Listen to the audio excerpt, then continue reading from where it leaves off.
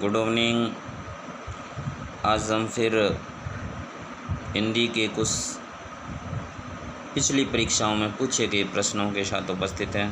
लीजिए, आज हम वर्ण विचार से संबंधित पूछे गए प्रश्नों का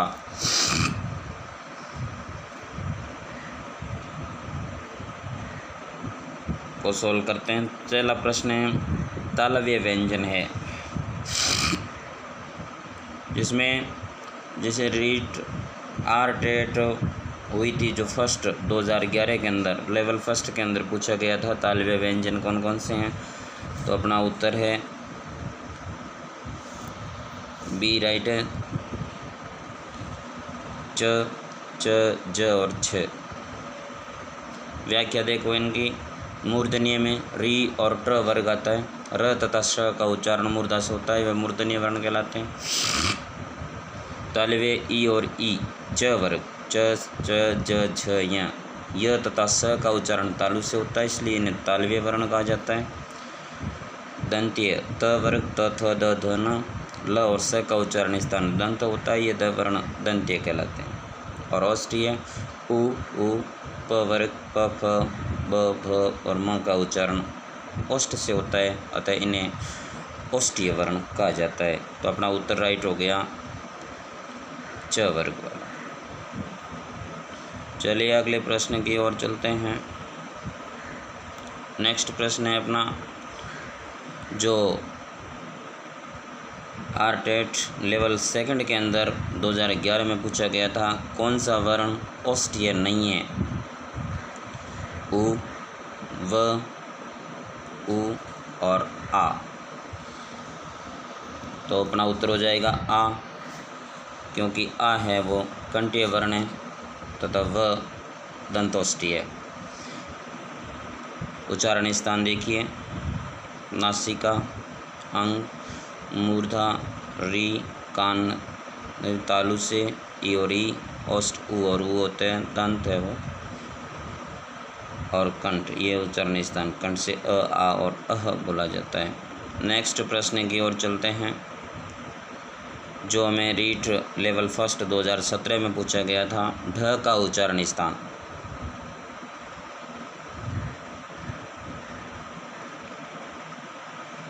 ढ का उच्चारण स्थान कौन सा है। कंठ, तालु, मूर्धा और दंत है। ढ का उच्चारण स्थान बताना है। तो अपना उच्चारण स्थान मतलब हो जाएगा सी राइट। ढ वो मूर्धन्य वर्ण है। ढ का उच्चारण स्थान मूर्धा से होता है, ये मूर्धन्य वर्ण कहलाता है। चलिए अगले प्रश्न की ओर बढ़ते हैं। किन ध्वनियों को अनुस्वार कहा जाता है। टेट लेवल सेकंड 2011 में पूछा गया था, जिसमें ए स्वर के बाद आने वाली नासिकीय ध्वनियों को, स्वतंत्र रूप से उच्चारित होने वाली ध्वनियों को, स्वर के साथ आने वाली नासिकीय ध्वनियाँ या व्यंजन के बाद आने वाली नासिकीय ध्वनियाँ। तो अपना उत्तर हो जाएगा अनुस्वार किसे कहा जाता है। अनुस्वार कहा जाता है स्वर के बाद आने वाली नासिकीय ध्वनियों को वो अनुस्वार कहा जाता है। इसके बाद अपन पढ़ते हैं अगले प्रश्न की ओर। कौन सा वर्ण घोष नहीं है। कौन सा वर्ण घोष नहीं है। ए, छ, अ, ड। ये टेट लेवल सेकंड 2011 में पूछा गया था। तो घोष वर्ण आपको बताया कि प्रत्येक वर्ग का तीसरा, चौथा और पांचवा वर्ण घोष वर्ण कहलाते हैं, और प्रत्येक वर्ग का प्रथम और द्वितीय वर्ण अघोष वर्ण कहलाते हैं। तो अपना उत्तर राइट हो जाएगा बी, छ, यानी ये वर्ग का दूसरा वर्ण है, इसलिए अघोष है, घोष नहीं है। इसके बाद में हम इन घोष और अघोष की व्याख्या देख देते हैं कि प्रयत्न के आधार पर वर्णों का वर्गीकरण। ये प्रयत्न दो प्रकार के होते हैं, बाह्य पर्यटन और आंतरिक पर्यटन। बाह्य पर्यटन के अंदर घोष, कंपन या नाद के आधार पर सघोष, अघोष। सघोष वर्ण कौन से होते हैं या घोष वर्ण जिसे कहते हैं? प्रत्येक वर्ग का तृतीय, चतुर्थ एवं पंचम वर्ण और अंतस्थ, अंतस्थ यानी य, र, ल, व, ह तथा स्वर घोष होते हैं। और अघोष के अंदर आते हैं प्रत्येक वर्ग का प्रथम व द्वितीय वर्ण तथा स अघोष होते हैं। प्राणवायु या श्वास वायु और प्राण तत्व के आधार पर अल्प प्राण और महाप्राण दो प्रकार होते हैं। अल्प प्राण में प्रत्येक वर्ग का प्रथम, तृतीय व पंचम वर्ण आता है। अंतस्थ अल्प प्राण होते हैं और सभी स्वर है वो अल्प प्राण होते हैं। शॉर्ट में कह सकते हैं कि वर्ग का विषम वर्ण यानी पहला, तीसरा, पांचवा, अंतस्थ वर्ण और स्वर सभी वो अल्प प्राण होते हैं। महाप्राण के अंतर्गत प्रत्येक वर्ग का द्वितीय वर्ण, चतुर्थ वर्ण और ऊष्म वर्ण छ महाप्राण होते हैं। यानी कि वर्ग का सम वर्ण और ऊष्म वर्ण है वो महाप्राण होते हैं। चलिए नेक्स्ट प्रश्न की ओर आगे बढ़ते हैं। इसी से संबंधित एक प्रश्न और आ गया है। अल्प प्राण ध्वनियों का समूह कौन सा है? अल्प प्राण ध्वनियों का समूह कौन सा है? इनमें तीन ध्वनियाँ प्रत्येक वर्ग के अंदर दी हुई है। देखो, अ के अंदर क, ख, ग, च, ज, य, त, थ और न, ट, ठ और ण। तो अपना उत्तर हो जाएगा बी राइट, क्योंकि पहला च, तीसरा अल्प प्राण पहला, तीसरा और पांचवा वर्ण होता है, तो पहला, तीसरा और पांचवा वर्ण इसी में बी के अंदर दिए हुए हैं।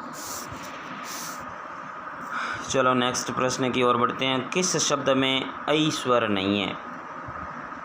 आर्टेट लेवल फर्स्ट 2011 में पूछा गया प्रश्न है। वैदिक, ऐक्य, पैतृक और स्नेह।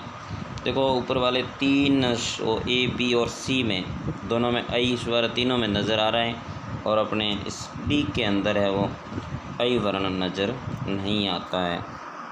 वैदिक, ऐक्य, पैतृक और स्नेह के अंदर नहीं है। चलिए अगले प्रश्न की ओर बढ़ते हैं। प्यास शब्द का वर्ण विच्छेद है। लेवल आर्टेट लेवल फर्स्ट 2011 के अंदर पूछा गया प्रश्न है। प्यास शब्द का वर्ण विच्छेद करना है। उत्तर हो जाएगा अपना प, य दोनों आते हैं, आ लगा, स और अ, प्यास बी राइट। चलिए नेक्स्ट प्रश्न की ओर अपन बढ़ते हैं। किस शब्द में री स्वर नहीं है? किस शब्द में री स्वर नहीं है?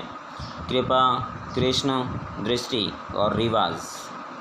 तो स्पष्ट नज़र आ रहा है कि रिवाज के अंदर री वर्ण है वो नहीं है, री स्वर नहीं है। कृपा, कृष्ण, दृष्टि और रिवाज, रिवाज री में ई की मात्रा लगी हुई है। ये प्रश्न है वो आर्टेट लेवल सेकंड 2011 में पूछा गया था। अगला प्रश्न देखो और आज का अपना अंतिम प्रश्न है। निम्न में से संयुक्त व्यंजन है। डीट लेवल फर्स्ट 2017 में पूछा गया प्रश्न है। उत्तर हो जाएगा अपना ए, श्रेय।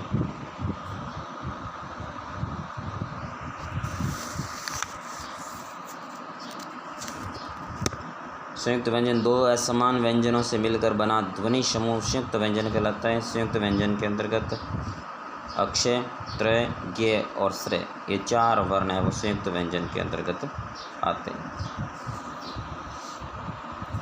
धन्यवाद।